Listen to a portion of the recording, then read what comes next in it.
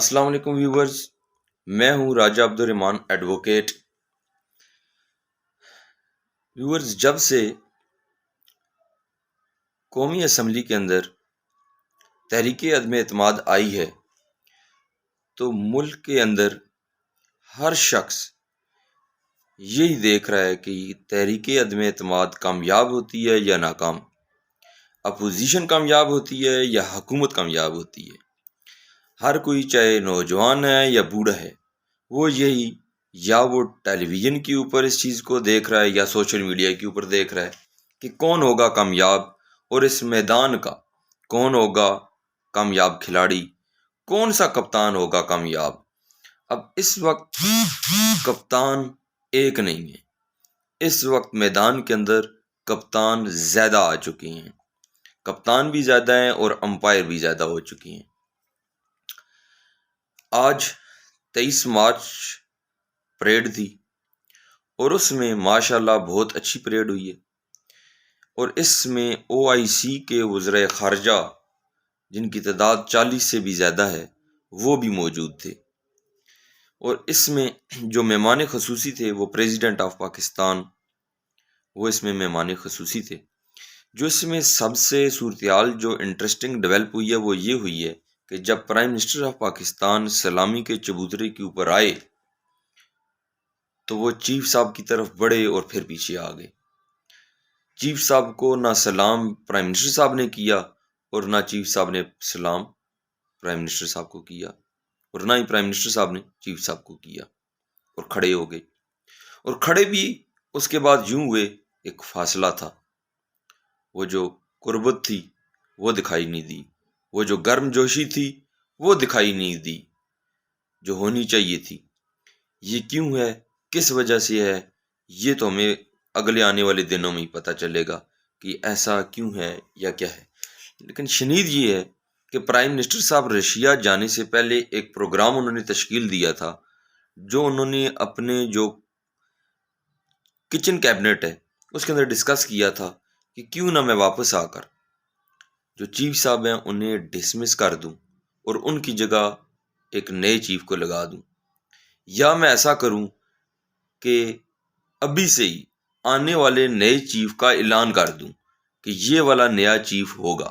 حالانکہ ہوتا یوں ہے کہ جانے سے پہلے پرائم منسٹر صاحب کو جو موسٹ سینئر ہوتے ہیں جنرل، ان کے نام بھیجے جاتے ہیں، اور ان میں سے پرائم منسٹر صاحب کسی ایک کو سلیکٹ کرتے ہیں۔ وہ ایک طریقہ کار ہے جس میں پرائم منسٹر صاحب کے پاس اختیار ہوتا ہے کہ وہ کس کو بناتے ہیں۔ لیکن یہاں بھی پرائم منسٹر صاحب کچھ ایسا کرنا چاہ رہے تھے کہ خود سے ہی کہ کسی وہ ابھی ان کے پاس آنے سے پہلے کہ کس کو منتخب کیا جائے ابھی سے اعلان کرنا چاہ رہے تھے، اور وہ اعلان کس کا کرنا چاہ رہے تھے ہمارے پورے ملک میں سب کو پتہ ہے۔ اور اس کے اوپر کل پرائم منسٹر صاحب نے ایک جلسہ کیا، اور اس جلسے کے اندر پرائم منسٹر صاحب کہتے ہیں کہ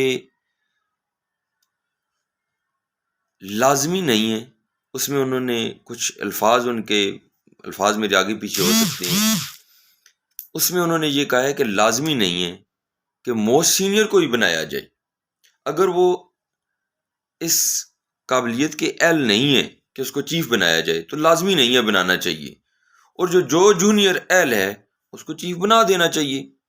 یہ اب ان کا اشارہ کس کی طرف تھا وہ بھی سب لوگ جانتے ہیں۔ تو پرائم منسٹر صاحب کسی اپنے من پسند بندے کو آگے لانا چاہتے ہیں، اور اس کو آگے لانے کے لیے وہ اپنا وہ کر رہے ہیں جو بھی ان کا من پسند ہے، آپ لوگ جانتے ہوں گے۔ تو پرائم منسٹر صاحب کو پتا ہوگا کہ وہ کس کو لانا چاہ رہے ہیں، لیکن صورتحال بڑی دلچسپ بنتی جا رہی ہے اور خوفناک بھی بنتی جا رہی ہے۔ دلچسپ سیاسی والے سے، خوفناک ملک کے لیے کہ ایسا نہیں ہونا چاہیے۔ ملک کی معیشت، گورننس، پھر عدالتی نظام ہمارا، یہ سب کچھ بہتر نہیں ہو سکا ان 3.5 سالوں میں۔ آپ پولیس کا نظام دیکھیں، آپ عدالتی نظام دیکھیں، آپ گورننس دیکھیں، یہ جتنی بھی چیزیں ہیں انہوں نے ٹھیک ہونا تھا لیکن یہ ساری چیزیں ٹھیک نہیں ہو سکی، جس وجہ سے ایک جو سیاسی خلا ہے وہ اسی طرح برقرار رہا جو لوگوں کی امیدیں تھیں۔ حکمران ابھی سمجھ رہی ہیں کہ شاید ہمارے علاوہ اس ملک کو کوئی نہیں چلا سکے گا، اور اس سے پہلے کے جو حکمران ہوتے تھے وہ بھی یہی سمجھتے تھے۔ تو مجھے جو لگ رہا ہے کہ یہ ایک بہت بڑا کانسٹیٹیوشنل کرائسس بھی ہونے والا ہے، وہ یہ ہے کہ گورنمنٹ جو ریفرنس لے کر آ رہی ہے، اپوزیشن کہہ رہی ہے کہ ہمیں اسپیکر کے اوپر اعتماد نہیں ہے، وہ اسپیکر کے خلاف 103 کے قریب لوگوں کے ایمنیز کے سائن کرا کے بیٹھے ہوئے ہیں کہ ہم اس کے خلاف آرٹیکل 6 لگاتے ہیں۔ لیکن اب اپوزیشن نے اس چیز کو روک لیا ہے۔ روک اس لیے لیا ہے کہ اگر ہم اسپیکر کے خلاف لے کر آتے ہیں تو اسپیکر ہٹ جائے گا، اس کی جگہ پہ ڈپٹی اسپیکر آ جائے گا، وہ تو اور زیادہ پہلے والے اسپیکر سے بھی زیادہ عمران خان کی طرف جھکاؤ رکھے گا، اور اگر ہم اس کے خلاف بھی لے آتے ہیں تو پھر ایڈمنسٹریٹو طور پر پریزیڈنٹ آف پاکستان آ جائیں گے، اور وہ بھی اس سے، تو اس معاملے میں تو اس طرح ڈیلے سے ڈیلے ہوتا جائے گا اور اس کا فائدہ ملے گا عمران خان صاحب کو۔ تو اپوزیشن نے اس چیز کو روک لیا ہے۔ اپوزیشن نے یہ والا جو ان کا پتہ تھا اس کو انہوں نے فی الحال سٹاپ کر لیا، اور ابھی جو بات چل رہی ہے وہ آج پرائم منسٹر صاحب نے یہ بھی فرمایا ہے کہ یہ وقت آنے کے اوپر پتہ چلے گا کہ کون استعفیٰ دیتا ہے اور کون ٹھہرتا ہے۔ اب اس میں زرداری صاحب کے پاس تو کوئی عہدہ ہے نہیں کہ وہ استعفیٰ دیں، شہباز شریف صاحب کے پاس کوئی عہدہ ہے نہیں کہ وہ استعفیٰ دیں، بلاول کے پاس کوئی عہدہ ہے نہیں کہ وہ استعفیٰ دیں۔ تو یہ ان کا کس کی طرف اشارہ ہے یہ آپ لوگ بہتر سمجھ سکتے ہیں کہ انہوں نے کس کو کہا ہے کہ استعفیٰ تمہیں دینا پڑے گا، کون استعفیٰ دے گا، میں دیتا ہوں یا۔ اور اپنے استعفے کی انہوں نے بات کیا کی ہے وہ کچھ اس طرح ایسی ہے کہ آج جو پرائم منسٹر صاحب نے ایک سیاسی کمیٹی بنائی تھی جو اتحادی لوگوں سے اور اپنے منحرف اراکین سے ملنا چاہتے تھے، ان لوگوں نے آج پرائم منسٹر صاحب کو بتایا ہے کہ اتحادی ہم سے ملنا ہی نہیں چاہتے، اتحادی ہمارے ساتھ مزید نہیں چلنا چاہتے، وہاں سے تو ہوگی چھٹی۔ اور منحرف اراکین کا بھی یہی ہے۔ آپ یہ دیکھیں کہ یہ کیسا ہے کہ گورنمنٹ کے پاس وسائل ہونے کے باوجود، سورسز ہونے کے باوجود، پاور میں ہونے کے باوجود، گورنمنٹ جب بنتی ہے وسائل ہوتے ہیں، پاور ہوتے ہیں، M N As M P As اس گورنمنٹ کی طرف جاتے ہیں، آزاد لوگ جاتے ہیں کہ ہمیں کچھ وسائل، پاور، کوئی چیز ملے گی تو ہم آگے ڈیلیور کر سکیں گے۔ ان کو لوگ پاور میں، وسائل میں، اختیارات میں چھوڑ رہی ہیں، ملنا ہی نہیں چاہ رہے۔ ان کے اپنے لوگ منحرف اراکین وہ بھی تک ڈٹے ہوئے ہیں۔ تو پرائم منسٹر صاحب نے بھی سننے میں آیا ہے کہ کہا ہے کہ ان سے مزید پھر اس معاملے میں بات نہ کی جائے۔ اب کہا جا یہ رہا ہے کہ جو منحرف اراکین ہیں ان کو تاحیات نیل کروایا جائے گا، جو ریفرنس بنایا گیا ہے پریزیڈنٹ کی طرف سے۔ تو اس میں جو خالد جاوید خان صاحب ہیں، اٹارنی جنرل پاکستان، ان سے جب یہ پوچھا گیا کہ کیا یہ منحرف اراکین ووٹ ڈال سکتے ہیں، تو انہوں نے کہا جی کہ بالکل وہ ووٹ ڈال سکتے ہیں اور اپنی مرضی کے مطابق ڈال سکتے ہیں، آئین میں کہیں بھی نہیں ہے کہ ان کو روکا جائے۔ تو سپریم کورٹ نے بھی یہی چیز کہی ہے کہ منحرف اراکین کو آپ ووٹ ڈالنے سے نہیں روک سکتے۔ ساتھ ایک اور جو چیز ہے وہ یہ کہ اگر یہ لوگ ووٹ ڈالتے ہیں تو ووٹ ڈالنے کے بعد یہ سارے لوگ جو ہیں، ووٹ ڈالنے کے بعد یہ لوگ تب یہ ڈسکوالیفائی ہو سکتے ہیں۔ آئین کے مطابق گورنمنٹ ان کو پھر ڈسکوالیفائی کروا سکتی ہے، پہلے نہیں کروا سکتی۔ اور آئین میں یہ بھی لکھا ہوا ہے کہ یہ تاحیات نیل نہیں ہو سکتے، صرف ڈسکوالیفائی ہو سکتے ہیں، وہ بھی ووٹ ڈالنے کے بعد، یعنی کہ حکومت کا خاتمہ کرنے کے بعد۔ تو پھر جا کر یہ یا آزاد الیکشن لڑیں گے یا کسی پارٹی کے ٹکٹ کے اوپر۔ تو وہ تو سیکنڈری بات ہے کہ پھر ان سے کیا ہوگا. ابھی کی بات یہ ہے، ابھی یہ کیوں اس طرح ریفرنس کیا جا رہا ہے، کیا ہے، صرف ڈیلے ٹیکٹس، تاکہ کچھ لوگ واپس آ جائیں، مل جائیں، کوئی ادھر ادھر کی بات، یہ کوئی نہ کوئی سولوشن، کوئی نہ کوئی حل نکالنے کے چکروں میں. اب ایک اور جو انٹرسٹنگ بات ہے وہ یہ ہے کہ پرائم منسٹر صاحب 27 تاریخ کو جلسہ کرنے کا مکمل فل ارادہ رکھتے ہیں. سپریم کورٹ نے کہا ہے کہ ڈی چوک اور ریڈ زون کے ایریا میں ایسا کوئی حالات نہیں ہونی چاہیے. اب وہ کس جگہ پہ جلسہ رکھتے ہیں؟ پریڈ گراؤنڈ میں رکھتے ہیں، فیض آباد رکھتے ہیں، پشاور موڑ رکھتے ہیں، کہیں بھی رکھتے ہیں. تو یاد رکھیں پرائم منسٹر صاحب اس میں بہت سخت باتیں کریں گے. جو مجھے لگ رہا ہے کہ پرائم منسٹر صاحب چاہتے ہیں کہ کچھ حالات خراب ہوں، اور اپوزیشن اور دیگر لوگ بڑے سوچ سمجھ کے قدم اٹھا رہے ہیں.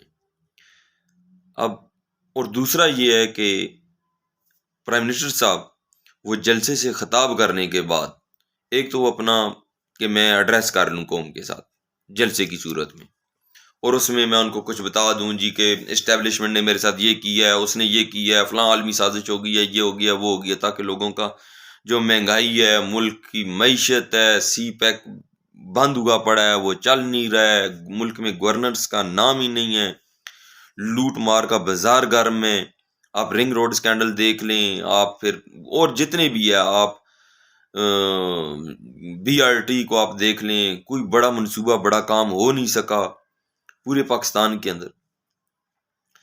تو ان ساری چیزوں کو کور کرنے کے لیے کیا پرائم منسٹر صاحب اس کو ایک جلسے کی صورت میں، اس کو ایک عالمی سازش، اسٹیبلشمنٹ، یہ وہ اس کو کلر کریں گے. وہ اس کو کلر کرنے کے بعد ہو سکتا ہے کہ کہیں کہ میں ریزائن کر رہا ہوں،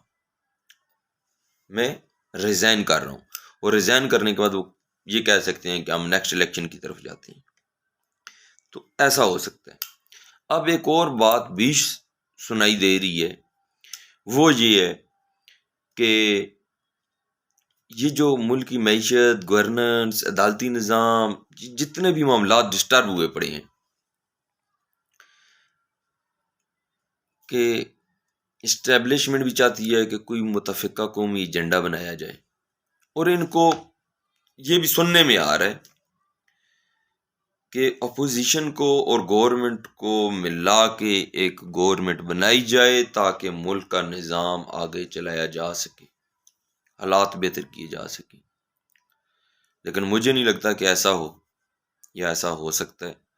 وہ اس لیے نہیں ہو سکتا کہ پی ٹی آئی کے جو لوگ ہیں وہ M N As, M P As Khyber Pakhtunkhwa میں، پنجاب میں، کشمیر میں بھی لائی جا رہی ہے تحریک اعتماد، تو وہ چھوڑ رہے ہیں پرائم منسٹر صاحب کو. تو جب ان کے پاس لوگ ہی نہیں ہوں گے تو پھر اپوزیشن تو ان کے ساتھ نہیں ملے گی. تو اب اس ساری صورتحال میں جو 27 مارچ ہے اور 25 مارچ ہے، یہ بہت امپورٹنٹ دن ہے. اب دیکھیں 25 مارچ کو اپوزیشن بھی لانگ مارچ کے لوگ لے کر آتے ہیں یا نہیں، اور کتنے لے کر آتے ہیں. حمزہ شہباز اور مریم لوگ، وہ کتنے لوگ لے کر آتے ہیں. اب اتحادیوں نے بھی 24-25 مارچ کو حکومت سے علیحدگی کا اعلان کرنا ہے. تو یہ جو 24، 25، 26، 27 اور 28 کو پھر تحریک اعتماد کی ووٹ، یہ بہت امپورٹنٹ دن ہے، اور لگ یہی رہا ہے اس حکومت کا خاتمہ ہونے والا ہے.